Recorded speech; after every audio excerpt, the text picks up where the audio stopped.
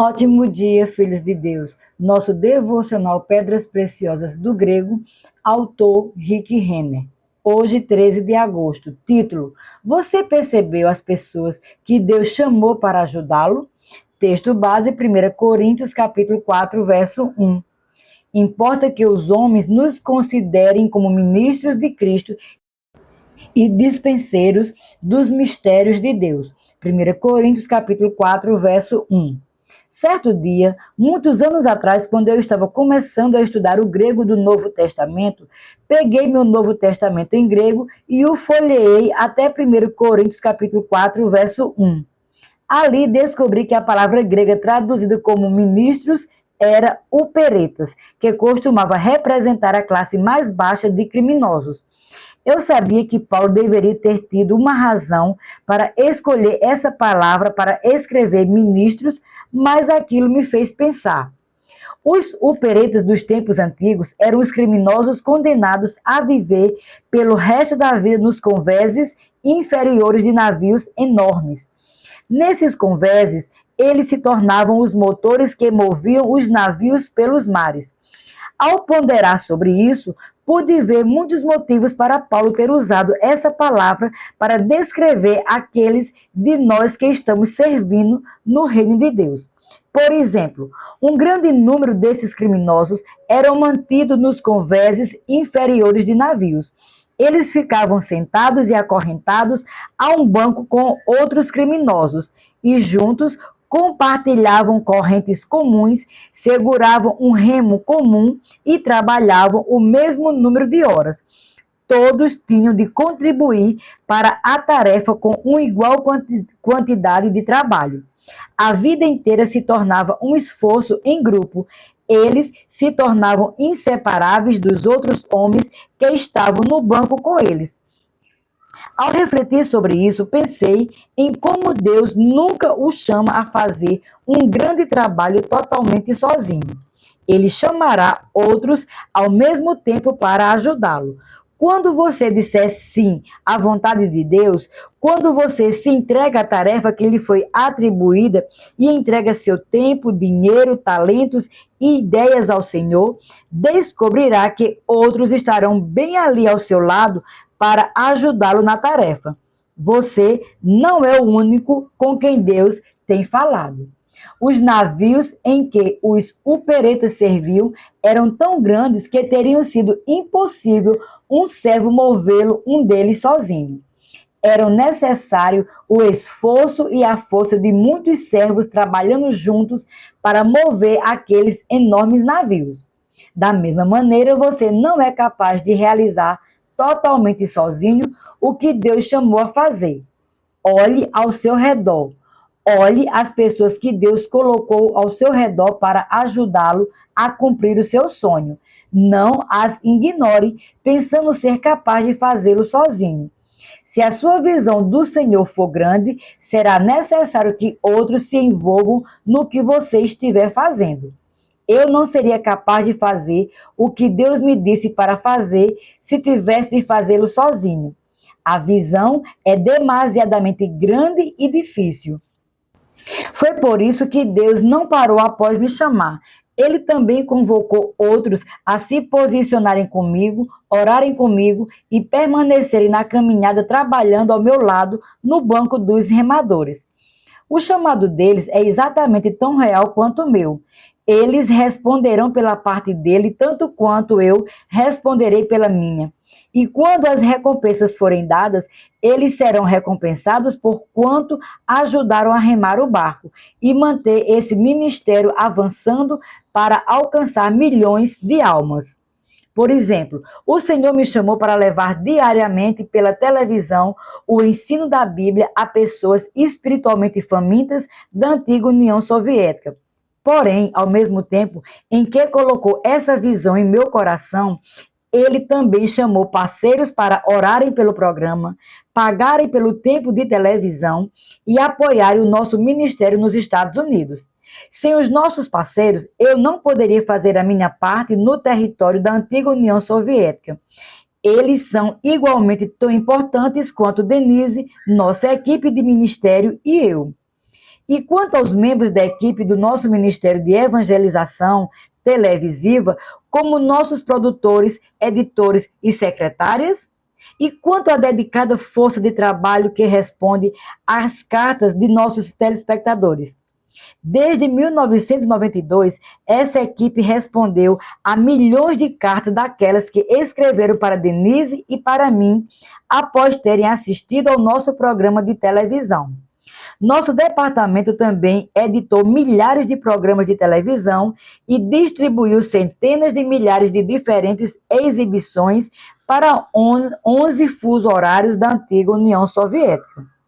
Esses preciosos membros da equipe são os que fazem o trabalho de bastidores para que os programas possam entrar em milhões de lares todos os dias da semana. Se eu não os tivesse, não seria capaz de ministrar às massas de pessoas que Deus me confiou ou ajudar as centenas de igrejas e pastores localizados em toda a antiga União Soviética que me buscam para obter orientação apostólica. Sou muito grato pelos demais membros de minha equipe, aos quais Deus chamou para me ajudar nessa tremenda tarefa, porque esse trabalho é demasiadamente grande para eu fazer sozinho. De modo semelhante, para cumprir o sonho que Deus lhe deu, você terá de aprender a cooperar com outras pessoas-chave, seus parceiros na vida, que poderão ajudá-lo a realizar esse sonho. Os operetas da ilustração de Paulo viviam e trabalhavam juntos, e quando recompensas eram dadas por seu trabalho extremamente árduo, todos os homens do grupo eram recompensados. Como eles trabalhavam na mesma tarefa, compartilhavam o mesmo remo e suavam a mesma quantidade de suor, todo o banco de trabalhadores eram igualmente recompensados. Por outro lado, se um remador de um banco era preguiçoso e impedia todos os demais de levar sua parcela da carga no navio, todos os remadores daquele banco eram punidos.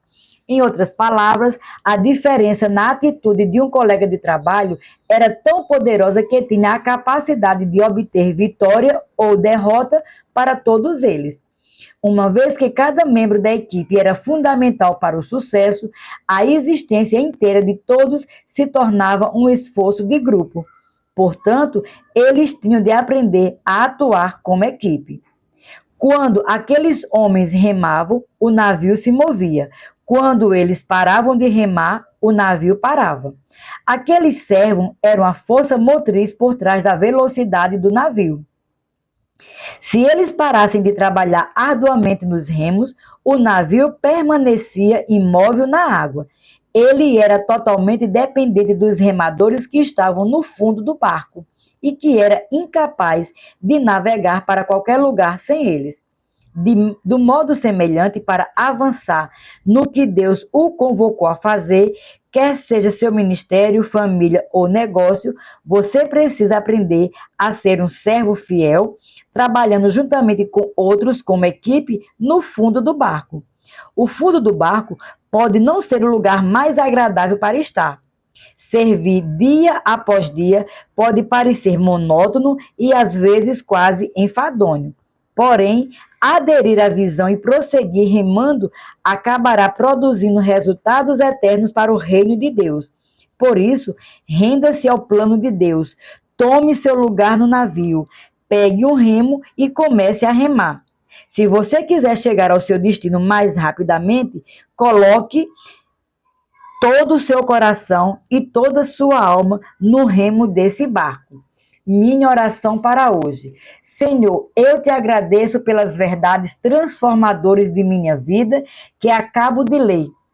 Quero ocupar o meu lugar no teu plano para a minha vida e quero dedicar 100% de minha atenção e minha força ao vê-lo realizar-se em minha vida. Com todo o meu coração, eu te digo que quero te seguir e fazer o que for necessário para que essa visão venha a se realizar em minha vida. Eu te agradeço por chamarem outras pessoas para me ajudar a mover essa visão um pouco mais rapidamente. Assim eu oro em o nome de Jesus. Minha confissão para hoje. confesso que assumi meu lugar no plano de Deus. Agarrei um remo e estou remando com todas as minhas forças e energias. Provavelmente, a atribuição que Deus me deu não será realizada rapidamente. Por isso, eu me preparei mentalmente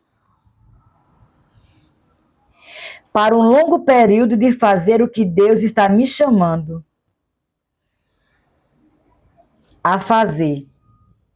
Serão necessárias força e energias inacreditáveis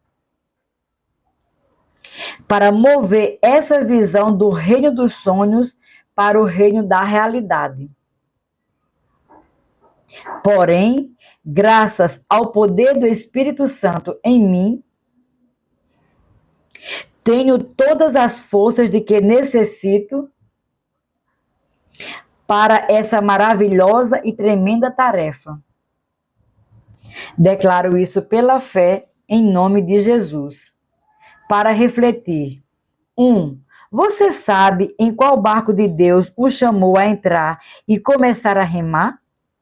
Qual igreja, organização, ministério ou missão você deveria estar ajudando?